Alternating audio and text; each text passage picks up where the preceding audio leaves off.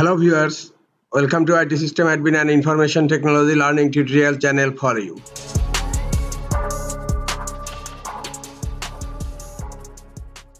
In this tutorial, I am going to show you how to merge table cells in Google Docs. Sometimes it becomes very important for you, so don't forget to watch full video.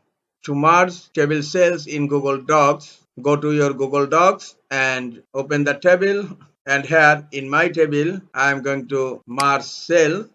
Just select the cells which you want to merge and then right click on the cell. Now scroll down. Here you will find merge cells. Click on merge cells. The cell has been merged. And another way, just select the cells. Go to format and then go to table.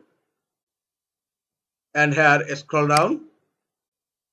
Here you will find merge cells. Click on merge cells.